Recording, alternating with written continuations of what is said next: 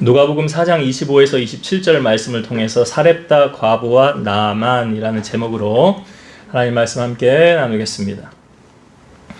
우리가 하나님이 살아계시다는 것을 어떻게 증명할 수 있을까요? 하나님이 살아계시잖아요. 경상도 말로 이런 표현 하더라고요. 하나님은 시퍼렇게 살아계시다. 그럼 하나님이 살아계신 것을 증명해봐라. 그럼 너 하나님 살아계시다며. 우리가 믿는 하나님 살아계신 하나님 아니십니까? 그러면 증명해봐라. 그래서 성경에 이런 사건이 있지 않습니까? 엘리야가 아합 이세벨 섬기는 바알과 아세라 상을 섬기는 850명하고 대결을 합니다. 치고받고 싸우는 싸움이 아니었습니다. 각자 우리가 제단을 놓고 그 위에 소의 각을 떠서 제물을 놓고 불은 붙이지 말자. 그리고 나서 우리가 섬기는 신의 이름을 부르자. 그리고 그 신에게 이 제단에 불이 임하게 하자. 이런 대결을 벌입니다. 그러니까 백성들이 엘리야의 제안을 듣고 그거 옳대, 그거 맞대. 정말 신이 있으면 그 제단에 불이 임하지 않을 거냐. 그래서 바알과 아세라 섬기는 그들이 섬기는 신의 이름을 부르면서 불이 임하기를 간절히 구했죠. 그럼에도 불구하고 불은 임하지 않지요. 그러니까 엘리야가 그래. 야, 너희 신이 지금 자는지 어디 나갔는지 그렇게 해서 되겠냐? 더 열심히 불러봐라. 아무리 불러도 그 제단의 불로 응답하지 않았습니다. 그러나 엘리야가 하나님을 향하여 기도하고 부르짖었을 때 하나님께서 하늘에서 그 불이 내려와서 제단에 불로 태우게 되었어요. 이것은 뭘 말하는 것입니까? 하나님은 정말로 살아계신 하나님이시다. 그러나 바알과 아세라 저들이 불렀던 신은 존재하지 않으니까, 가짜니까 그 제단에 불로 임하지 않았다는 거죠. 그러니까 하나님은 지금도 살아서 역사하신다는 것 아닙니까? 오늘 본문에 등장하는 이 두 사람, 사렙다, 오늘 본문에 보면 사렙다라고 표현을 하고 있는데 이 사르밧의 헬라 지명이 사르밧입니다. 그러니까 우리가 구약 성경에 나오는 사르밧 과부 이야기를 예수님이 은용하신 거고요. 그 다음 여기 수리아 사람 나아만이라고 27절에 나오는데 수리아는 아람의 헬라식 명칭이죠. 그러니까 지금 헬라 말을 쓰고 있는 것 아닙니까? 그러니까 우리가 잘 아는 나병 환자였던 아람 장군의 군대 지휘관이었던 나아만, 그 사람 이야기를 하는 거예요. 그럼 예수님께서 왜 지금 이 두 사람 이야기를 꺼내고 계신 것일까? 자, 오늘 본문에 보면 예수님이 왜 지금 이 두 사람 이야기를 꺼냈는지, 자, 다시 한번 제가 본문을 볼게요. 보면서 공통적으로 등장하는 단어가 있어요. 그러니까 예수님께서 무엇을 초점에 두고 말씀하시는가 다시 한번 잘 우리가 찾아보길 바라는데요. 제가 25절부터 다시 한번 읽어볼게요. 내가 참으로 너희에게 이르노니 엘리야 시대에 하늘이 3년 6개월간 닫히어 온 땅에 큰 흉년이 들었을 때에 이스라엘에 많은 과부가 있었으되 엘리야가 그중 한 사람에게도 보내심을 받지 않고 오직 시돈 땅에 있는 사렙다의 한 과부에게 뿐이었으며 또 선지자 엘리사 때에 이스라엘에 많은 나병 환자가 있었으되 그 중에 한 사람도 깨끗함을 얻지 못하고 오직 수리아 사람 나아만 뿐이었느니라. 여기 이제 엘리야 시대의 사르밧 과부, 그러니까 사렙다의 한 과부를 이야기할 때 비교하면서 말씀하고 있죠. 그 땅에 과부가 이 사람 혼자만 있었다는 게 아니에요. 25절에 보니까 이스라엘에 많은 과부가 있었더라 라고 표현하고 있죠. 많은 과부가 있었대요. 그리고 27절에도 보니까 나아만은 나병 환자였는데 27절도 이렇게 소개하고 있죠. 또 선지자 엘리사 때에 이스라엘에 많은 나병 환자가 있었으되, 나병 환자가 나아만만 있었던 게 아니라는 거죠. 많은 사람이 있었다는 거예요. 공통적으로 이 과부와 나병 환자를 등장하기에 앞서서 수식어가 무엇이었습니까? 많은이라는 거예요. 많은. 왜 예수님이 지금 많은 과부가 있었고 많은 나병 환자가 있었더라라고 이 많은에 강조하셨을까? 먼저 이 사르밧 과부 이야기는 여러분 잘 아시지만 오늘 본문에 나오기 때문에 한 번 더 제가 말씀을 드릴게요. 엘리야가 아합 왕 앞에 가서 내 말이 없으면 비가 내리지 않을 것이다 라고 선포합니다. 근데 뭐 아합이 그 말을 제대로 들었겠어요? 야, 네가 뭔데? 네가 말했다고 비가 안 와? 하고 흘려 들었겠죠. 뭐 그런 일이 있겠냐? 그런데 시간이 점점 지남에 따라 비가 오지 않으니까 아합은 눈에 불을 켜고 이제 엘리야를 찾으려고 합니다. 근데 엘리야를 찾을 수가 있어요? 못 찾죠. 하나님이 가려놓으면 아무리 우리가 찾으려고 해도 보이지 않는 거예요. 그러니까 엘리야로 하여금 하나님이 너 그리 시냇가로 가 있어라. 그럼 내가 너를 먹이리라. 근데 어떤 방법으로 하나님 먹이십니까? 까마귀를 보내어서 아침 저녁으로 떡과 고기를 물고 왔더라. 있을 수 없는 일이 일어나는 거죠. 까마귀가 어떻게 와서 사람을 섬길 수가 있겠습니까? 그런데 이제 그리 시냇가에서 이렇게 엘리야가 1년 동안 있으면서 거기 이제 시냇물이 다 마르게 됐어요. 그러니까 물을 마셔야 되니까 하나님이 다시 엘리야에게 말씀하십니다. 너는 저 사르밧으로 가라. 내가 그걸 과부에게 명하여서 너를 공개하게 하였느니라. 그래서 이 엘리야가 사르밧으로 가면서 부푼 기대감을 가지고 장정 남자가 이렇게 부지런히 가면, 빨리 가면 뭐 일주일, 천천히 가면 10일 정도의 거리라고 그러잖아요. 그러니까 가면서 여러 많은 생각을 했겠죠. 대체 하나님이 어떤 사람을 나한테 붙이셔서 나를 섬기게 할까? 그렇게 해서 딱 도착을 해서 갔는데 어떤 과부가 나와서 나뭇가지 줍고 있었죠. 그래서 내가 목이 마르니까 나에게 물을 좀 주십시오. 그랬더니 물을 가지러 갈 때 내가 지금 배가 고프니까 나에게 떡을 좀 주십시오. 그랬더니 과부가 뭐라 그래요? 내가 지금 나뭇가지를 왜 줍는지 아십니까? 내가 이제 나뭇가지 줍고 마지막 한 끼 해먹을 거 우리 집에 있는데 그거 먹고 나하고 내 아들하고 이제 세상 끝내려고 합니다. 그러니까 엘리야는 무슨 생각을 가지고 사르밧 과부에 왔냐면 어떤 부자가 나를 섬길까? 그런 생각할 수 있잖아요.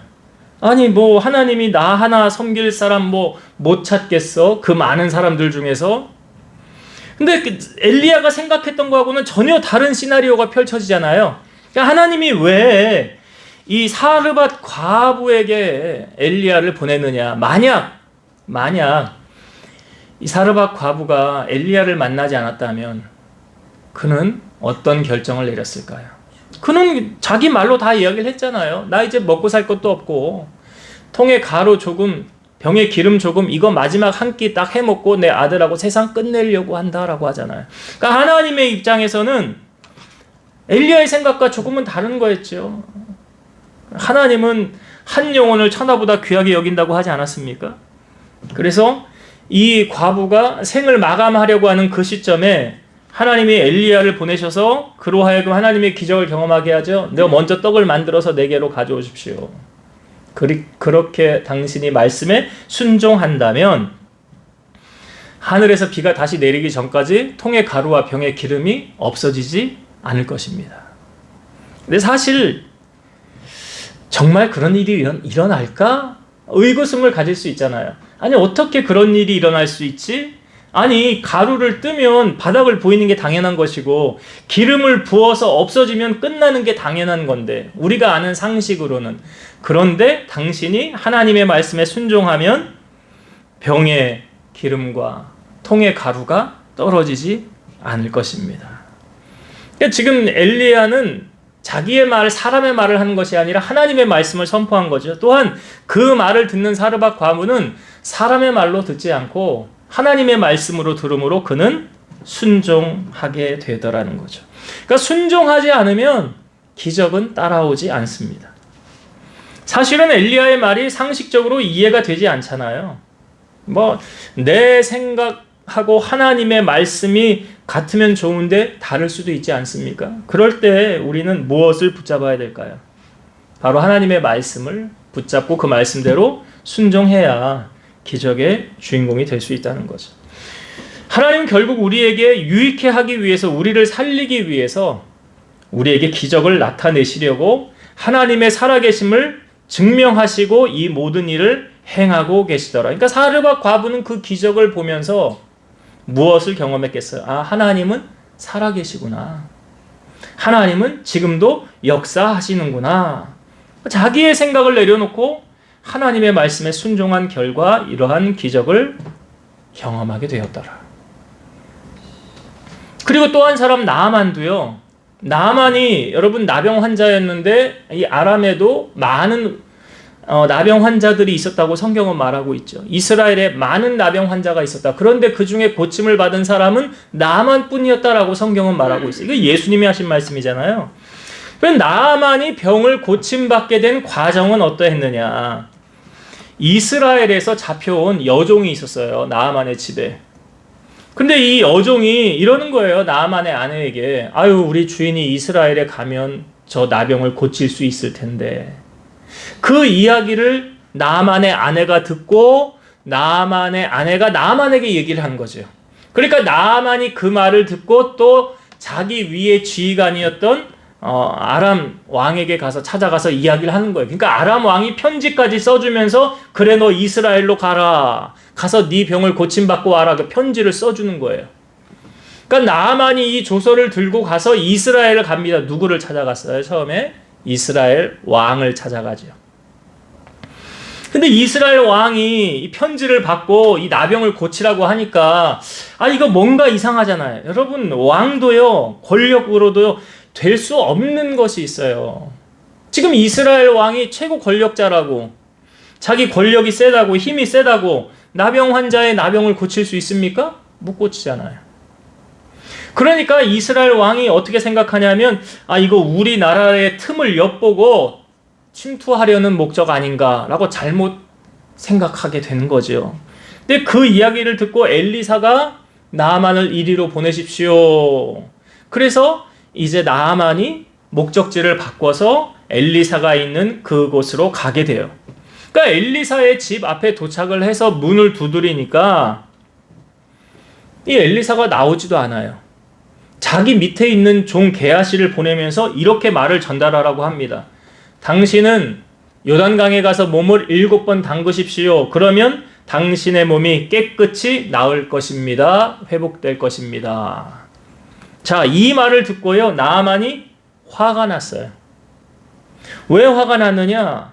이 나아만이 자기 생각에는 그 엘리사가 나에게 나와서 여호와의 이름을 부르고 나의 상처 부위에 손을 얹어서 흔들어서 나병을 고쳐줄까라고 생각했다는 거예요.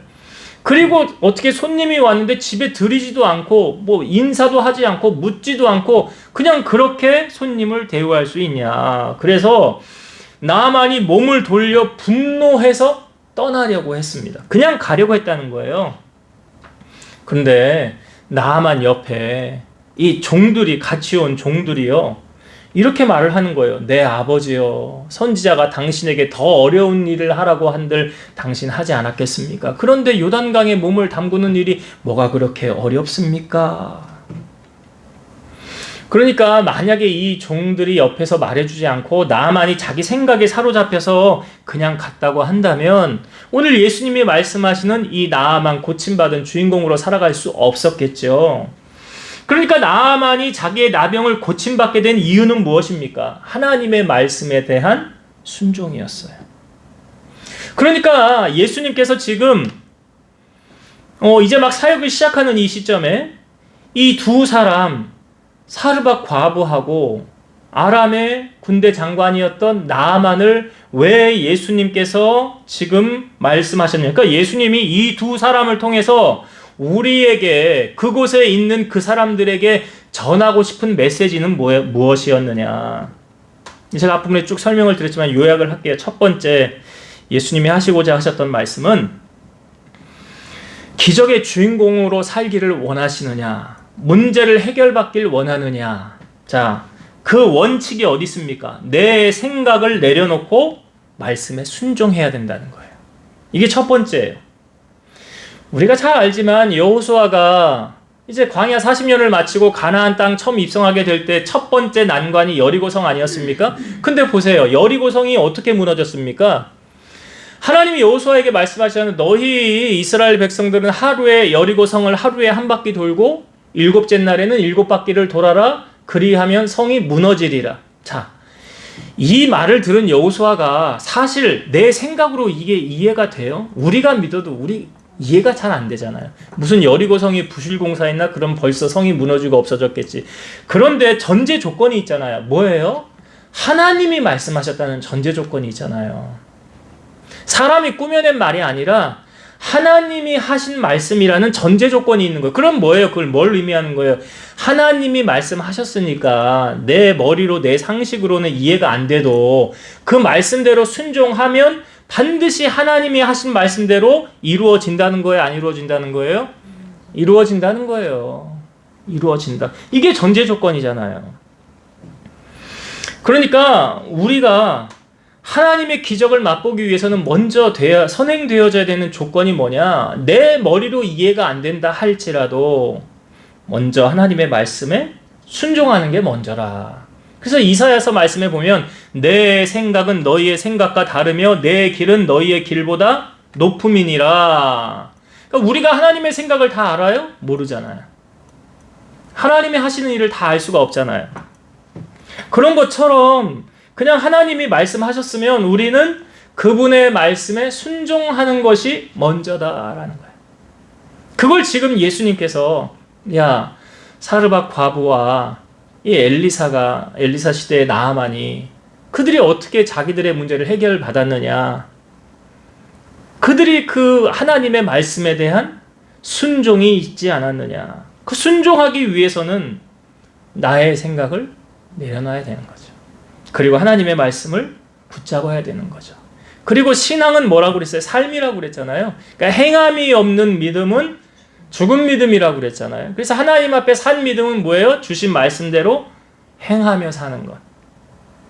행동이 따라와야 하나님의 기적을 경험할 수 있다. 그러니까 이 두 사람은 보세요. 아까 엘리야가 사르밧 과부에게 뭐라고 그랬어요? 그거 먼저 만들어서 내게로 가지고 오면 통의 가루와 병의 기름 떨어지지 않는다고 그랬잖아요. 그러니까 일단 믿어지든지 안 믿어지든지 일단 먼저 해야 되는 건 뭐예요? 행동으로 순종하는 거죠. 그렇게 일단 했더니 그 다음에 기적이 나타난 거 아니에요. 나만도 마찬가지 아닙니까? 기분 나쁘다고 그냥 돌아갔으면 요단강에 몸을 7번 담그지 않았더라면 그 나병은 고침받을 수 없었겠죠. 그러나 그가 먼저 자기의 자존심도 내려놨죠. 그리고 종들의 말도 잘 들었죠. 그리고 나서 요단강에 몸을 6번까지 담글 때는 아무런 변화가 없었지만 7번째 담그고 나오는 순간 깨끗하게 고침을 받게 되었더라. 그러니까 이 두 사람의 공통점 뭐예요? 말씀의 순종이죠. 그러니까 그 사람의 신앙의 수준은 그가 말씀에 어떻게 반응하느냐, 어떻게 말씀대로 사느냐, 신앙의 수준이에요. 그래서 정말 믿음의 사람은 행함으로 그의 믿음을 증명하는, 아브라함이 이삭을 바쳐라라고 했을 때 하나님 말도 안 하고 그냥 3일길 가면서 그대로 순종하잖아요. 그래서 우리는 아브라함 믿음의 조상이라고 하지 않습니까? 그렇게 나아갈 때 우리의 삶에 하나님의 기적을 경험할 수 있다라는 거예요. 이게 첫 번째. 그러니까 말씀에 대한 순종이 나의 삶의 기적으로 연결된다는 사실. 그 말씀 예수님이 한번 하고 있고요. 또 하나 예수님이 강조하시는 거는, 제가 아까 이 과부를 소개할 때 과부 앞에 붙은 수식어와 나병 환자를 소개할 때 그 앞에 붙은 수식어가 있었지요. 공통적으로 똑같은 수식어였어요. 뭐였습니까? 많은이라는 거였어요. 많은 과부가 있었고 많은 나병 환자가 있었다라는 거죠. 그러니까 이 말은 뭐냐면, 은혜는 아무에게나 또 모든 사람에게나 임하는 것이 아니다라는 거예요. 제가 그러잖아요. 우리가 10,000명이 모여, 1,000명이 모여, 100명이 모여, 10명이 모여 예배를 드려도 그 예배의 현장 가운데 모든 사람이 다 은혜를 받으면 좋지만 그렇지 않을 수도 있다. 그렇지 않을 수도 있다. 아니, 이 말씀을 지금 제가 하는 게 아니라 예수님이 하신 거예요. 많은 과부가 있었대잖아요. 그리고 많은 나병 환자가 있었대잖아요. 그런데 그 많은 과부 중에서 한 사람 기적을 경험했죠.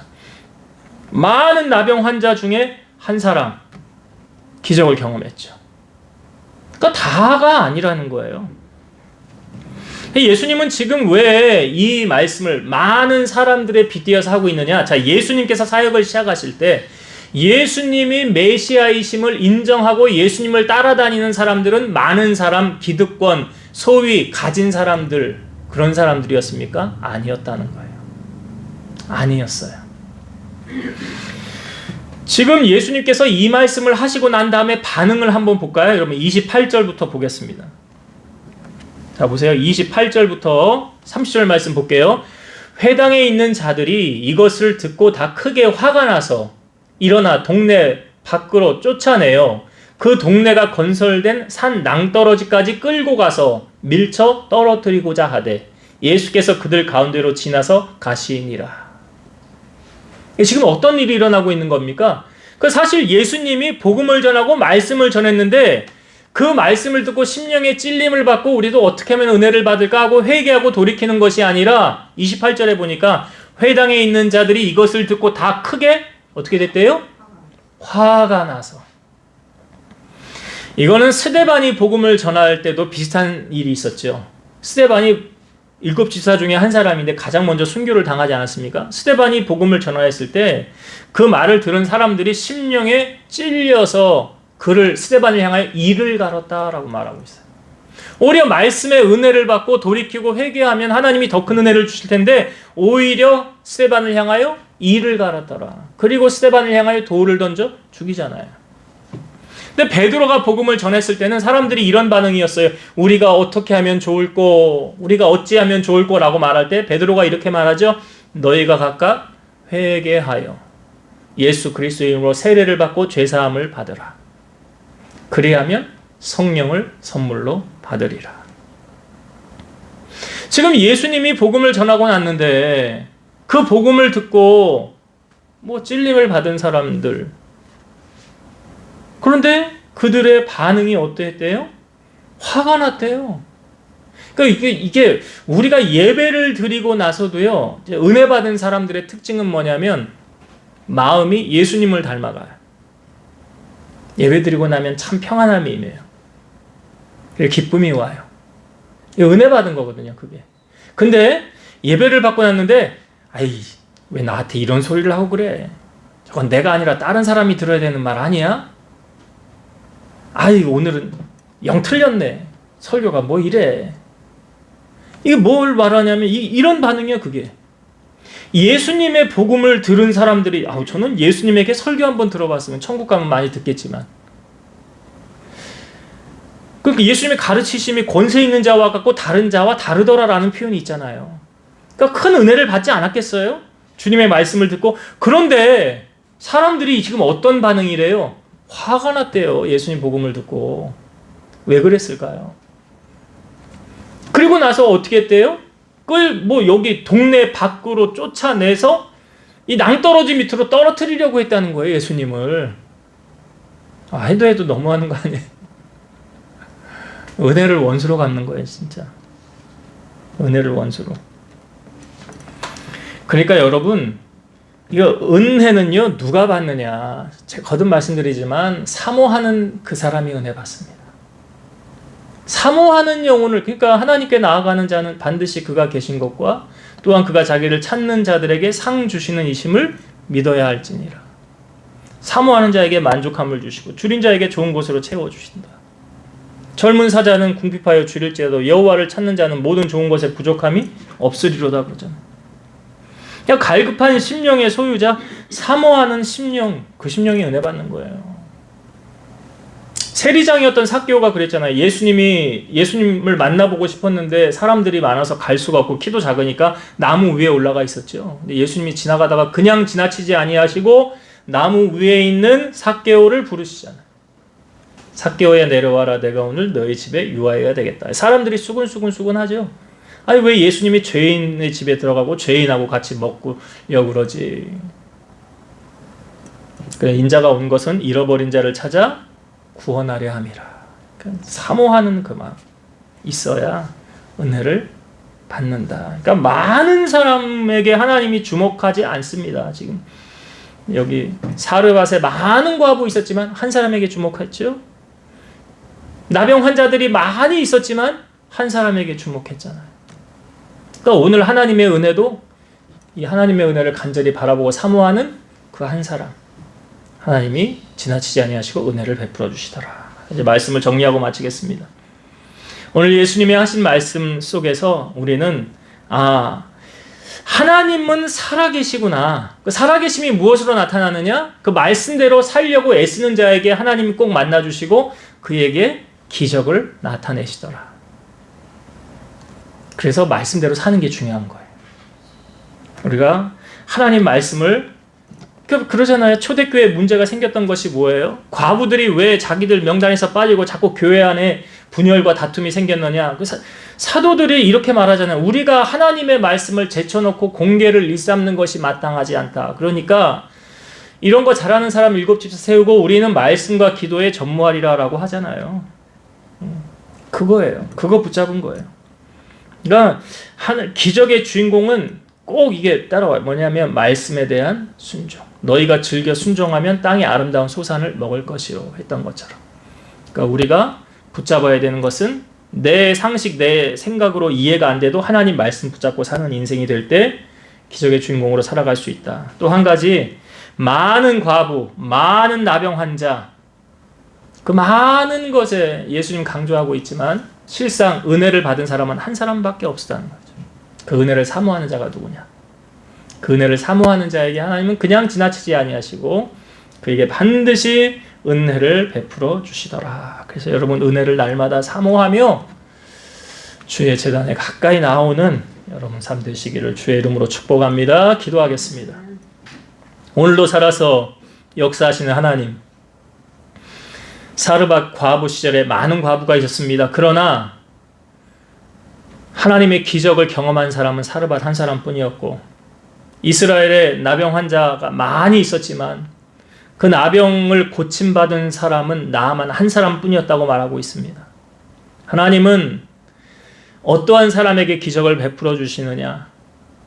말씀을 붙잡고 순종하는 자에게 반드시 보상해 주신다고 약속해 주셨사오니 우리 사랑하는 성도들, 내 생각을 내려놓고 하나님의 말씀을 붙잡고 순종함으로 기적의 주인공으로 살게 하여 주옵소서. 또한 은혜는 사모하는 자가 받는 줄로 믿사오니 항상 세상의 것보다 더 귀한 영적인 은혜 사모함으로 주님의 은혜에 취하여서 승리하는 삶 살아가는 저희들 다 되게 하여 주옵소서. 예수님의 이름으로 기도드리옵나이다. 아멘.